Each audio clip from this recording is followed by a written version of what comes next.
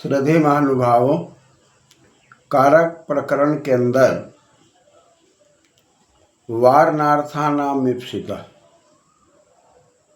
सूत्र वारण यानी कि रोकने में ईप्सित मानता है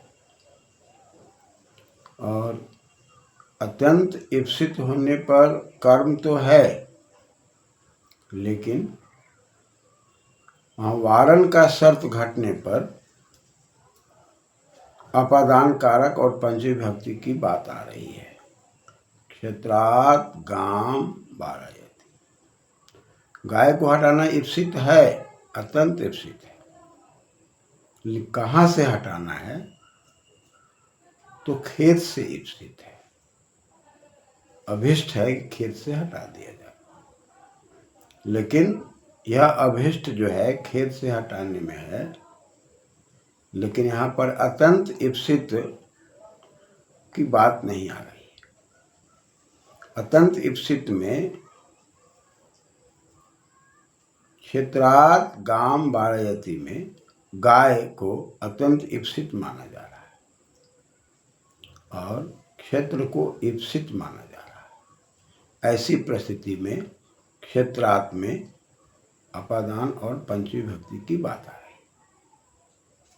ठीक इसी प्रकार आगे के सूत्रों में भी हम विचार करते हैं। अस्पृहे रीप्सिता, यहाँ अस्पृहा है, फूल की अस्पृहा है, फल की अस्पृहा है, इच्छा है, लेकिन अत्यंत ईप्सित नहीं है। तो ऐसी परिस्थिति में अस्पृह धातु का प्रयोग हो रहा है, अस्पृहति का प्रयोग हो रहा है, तब पुष्प में या फल में संप्रदान कारक और चतुर्थी विभक्ति की बात आ रही। साथ ही साथ इसी सूत्र के क्रम में आधारोधिकरणम से अधिकरण में आगे आने वाले सूत्र में अधिसिंहताशान कर्म कहने पर अधि उपसर्ग लग जाने पर कर्म हो रहा है और संप्रदान में भी क्रिया का प्रयोग यदि हो रहा है तो कर्म हो रहा है। साधक तमम कर्णम सूत्र पर भी यदि क्रिया का प्रयोग हो रहा है तो कर्म हो रहा है और आधार में तो हो ही रहा है। लेकिन यहाँ जो यह सूत्र कहता है कि कर्तुरीप्सित तमम कर्म, ईप्सित तो है, अभिप्सित है, इच्छा है, अभिष्ट है, लेकिन अभिष्ट में अत्यंत इष्ट है और उसके लिए तम प्रत्यय का प्रयोग दिखाई पड़ता है। सामान्यतः ईप्सित शब्द पर यदि हम विचार करें तो आपलि व्याप्तो धातु आपनोति, यानी कि व्याप्त होता है। तो व्यापक के भाव में आपलि धातु का प्रयोग है, लेकिन यहाँ पर ईप्सित तम शब्द पर यदि विचार करते हैं तो वहाँ आप धातु में आप जब रिधामित से आपके आ को ई हो जा रहा है और आगे सन प्रत्यय और ईट आगम होकर के और अक्ता प्रत्यय लग करके आ को ई होकर के पकार इप सन प्रत्यय का सकार ईट आगम होकर अक्ता प्रत्यय होकर ईप्सित बन रहा है। यानी कि व्यापकता है, व्यापकता में भी ईप्सित है, अभिष्ट है, लक्ष्य है, लेकिन उसमें यहाँ देखा जा रहा है कि तम प्रत्यय लग जा रहा है। अतिशयने तमभ्यष्टनम, उत्कृष्टता में भी अत्यंत उत्कृष्टता है, अभिष्ट में भी अत्यंत अभिष्ट है। यानी कि वहाँ क्रिया के माध्यम से ही अभिष्ट की बात आ रही है। लेकिन वारणार्थानामीप्सित सूत्र पर अपादान के कारण अभिष्ट की बात आ रही है और अस्पृहरीप्सिता पर यदि संप्रदान और चतुर्थी की बात आ रही है तो क्रिया के प्रयोग में आ रही है। लेकिन यहाँ अंतर हो जा रहा है कि यहाँ न क्रिया का प्रयोग की बात हो रही है, क्रिया मात्र की बात हो रही है कि क्रिया मात्र की अभिष्ट व्यवस्था हो। वहाँ पर न संप्रदान की बात आ रही है, न अपादान की बात आ रही है, क्रिया मात्र के द्वारा बात हो रही है। ऐसी परिस्थिति में कर्म संज्ञा की बात कही जा रही है। यदि सूत्र पर हम ठीक से विवेचन करते हैं, कर्तुरीप्सितमम कर्म, तो कर्तुरीप्सितमम एक शब्द हो गया, कर्म दूसरा शब्द हो गया। कर्म पर विचार करते हैं तो डुकरी करने धातु है, मन प्रत्यय है, कर्मन शब्द बनेगा, कर्म कर्मणि कर्माणि रूप बनेगा। ऊपर से हम यदि कारक की निवृत्ति लेते हैं तो कर्म कारक हो रहा है। कर्तुरीप्सितमम पर विचार करते हैं तो कर्तु है, और कर्तु में कर्तरी शब्द है, डुकरी करने धातु है, तिरिच प्रत्यय है, और षष्ठी में हम यहाँ पर नस करते हैं, और नस करने पर रीता उससे कर्तरी के रिकारांत को उ आदेश होकर के कर्तु, और उरन रपड़ा से रपर पड़े हो जाने पर कर्तुर हो जा रहा है। कर्तुर और नस करते हैं तो पूर्व पर के स्थान में उत आदेश जब हो रहा है तो कर्तरी के री और उधर नस का अ, इस पूर्व पर दोनों के स्थान में उ आदेश होकर कर्तु बन जा रहा है, और इधर रह रहा है, उधर नस का सकार हो रहा है। तो पूर्व पर दोनों के स्थान में यदि ऐसी बात हो रही है तो उ आदेश होकर के कर्तु और सकार का विसर्ग यहाँ ना होकर के रात सस्य से सकार का लोप हो रहा है, क्योंकि यहाँ संयोगांत से लोप से संयोग होता है, हलंतरा संयोग संयोग माना गया है। यहाँ तो रात सस्य से सकार का लोप होकर र बच रहा, र का विसर्ग होकर कर्तु बन रहा।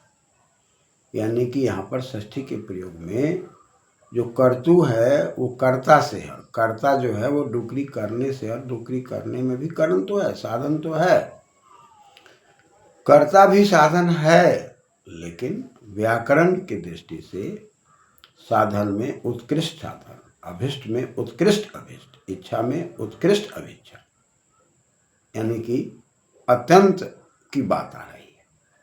तब वहाँ पर इप्सितम, इप्सिता शब्द है और तमप लग करके इप्सितमम हो जाता है, यानी कि वह उसके बगल वाले से अत्यंत सन्निकट है।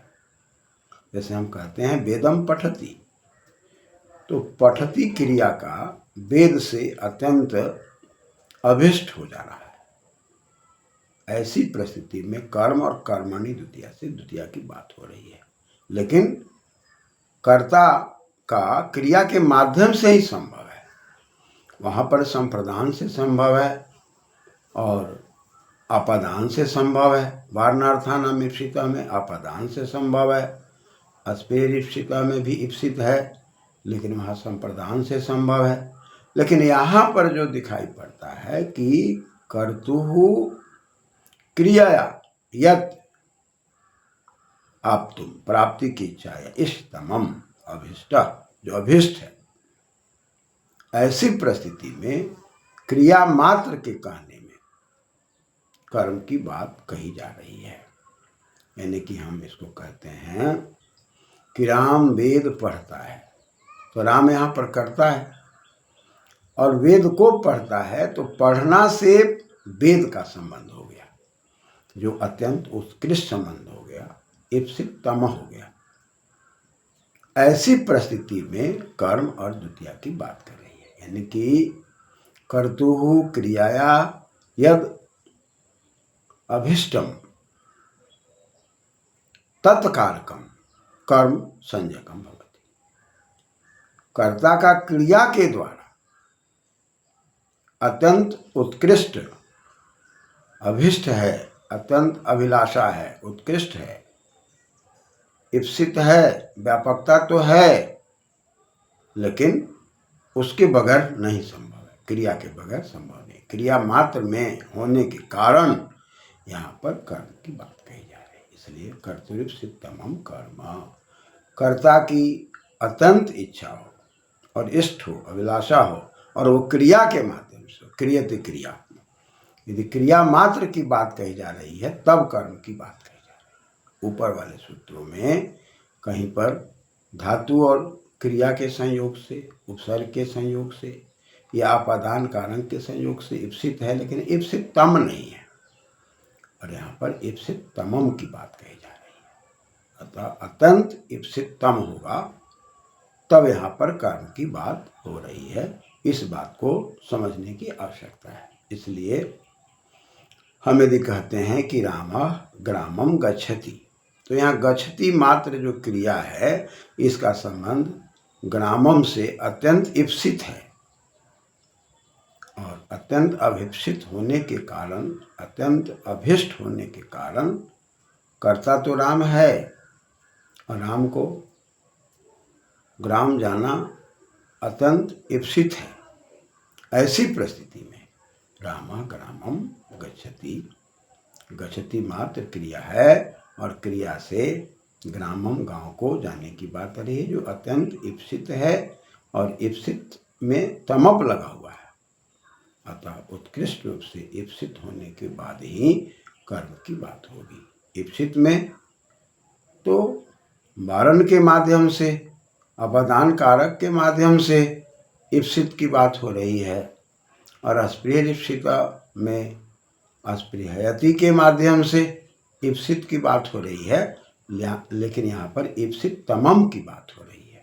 ऐसी परिस्थिति में कर्म कारक में द्वितीया की बात कही जा रही है कि कर्ता का क्रिया के द्वारा अत्यंत ईप्सित हो और क्रिया मात्र से संबंध स्थापित होने में यहाँ कर्म की बात कही गई, कर्म कारक की बात कही गई, कर्म कारक होगा। यानी कि हम कह सकते हैं कि कर्ता का क्रिया के द्वारा अत्यंत ईप्सित होने पर कर्म कारक संज्ञा हो। जैसा कि उदाहरण में बताया गया, रामा वेदम पठति, यहाँ पठति क्रिया मात्र से वेदम का संबंध स्थापित हो रहा है कर्म बन करके, कर्तृप्सित तमम कर्म से यहाँ पर कर्म संज्ञा होकर कर्मणि द्वितीया अनभिहिते न कहा गया, कर्म में द्वितीया की बात हो रही है और राम का क्रिया के द्वारा, क्रिया के माध्यम से ईप्सित की बात आ रही है। ऐसी परिस्थिति में कर्म कारक और द्वितीय व्यक्ति हो रही है। धन्यवाद।